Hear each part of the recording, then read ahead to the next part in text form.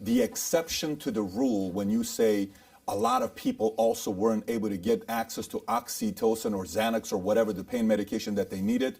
My best friend in the world died from Vicodin, and I took him to rehab for 14 days because the dentist was selling it to him and giving it to him because he was making money. So for every one story of somebody doesn't have access to, there's 100 that are being abused by doctors, and many would agree with that. The numbers right there showed. If you can show the chart on opioids, right there on what it's looking like and what's happened the last few years. David, if we can go to it, this is how many opioid deaths we used to have every year. Look at the spike from 2014, and you're talking during the Obama administration when the DEA tried to crack it down to, look where it's at right now with the numbers that we're having. I think even this last year we crossed over 100,000 deaths we're talking about. You saw that over all over the place. But this is kind of where I want to go, Hector, with you.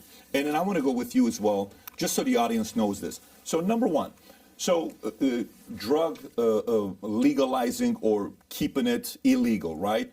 Which ones do you worry about the most? Because let's look at weed, let's look at ecstasy, let's look at crack, let's look at cocaine, let's look at any of those things. Let's start off there first.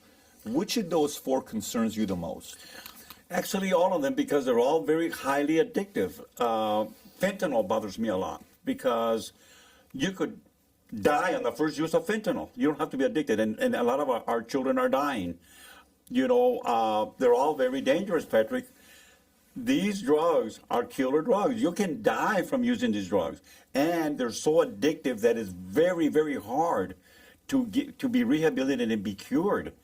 You know, I don't have a problem with people using drugs. I don't think that people that use drugs should be arrested. I think these people should be treated and should be rehabilitated. Okay. And I'm a DEA agent.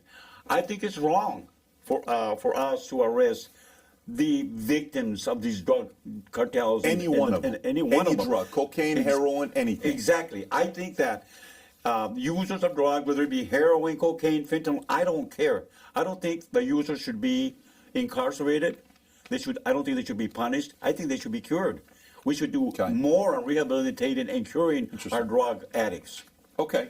So if I'm at a restaurant and I'm at Denny's, I'm at Waffle House, I'm at Chili's, I say I'll have a cream broccoli soup. They bring it to me. I bring the chicken, and I say, okay, thank you so much. And right there, I do a line of cocaine. You're okay with that?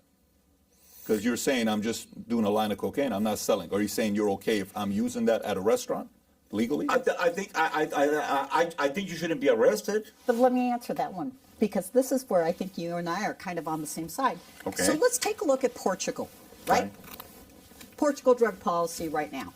And I think here's the thing, is we have to have this clear understanding that, you know, we in America don't understand what true decriminalization means. So in Portugal, they have decriminalized all drugs.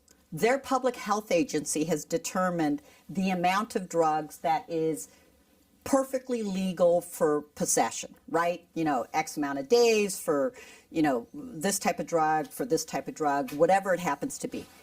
If you're in Portugal and you're, you know, get that line of cocaine, you're still going to have a law enforcement initial contact. But the decriminalization in Portugal doesn't require you going to jail. It's a civil process. They give you a ticket, they take your drugs, they send you to a dissuasion court, which is non-coercive. And you show up in this dissuasion court in order to determine whether maybe you have a substance use disorder or not. And if you don't, they send you on your way and say, here is your €50 fine. Now, one of the things that I think is really important, if you start looking at the empirical research and the science, like last year we arrested over 1.5 million people for some type of drug violation, right? About 83% of those folks are for simple possession only. And then let's take a look at the empirical research. The empirical research will tell you that 80 to 90% of the people who are using drugs do not suffer from a substance use disorder. So right now we are churning people into the criminal justice system who don't need to be there, that we could deal with public health interventions in other ways. So under your example, yeah, you're still going to have a law enforcement contact. Exactly. But And do what? you're going to go to a dissuasion court. If we adopted true decriminalization Okay. like Portugal does, Exactly, and I agree with her. you would go to a dissuasion court where there's no criminal penalties. You don't Simply pay a fine. you pay a fine, or they encourage you, and we've seen this results in Portugal, very conservative Catholic country. The reason they went to this is because their overdose rates was horrible. They've reduced their overdose death by 50%. They have reduced AIDS and HIV because people aren't sharing needles, and there's more people going into treatment.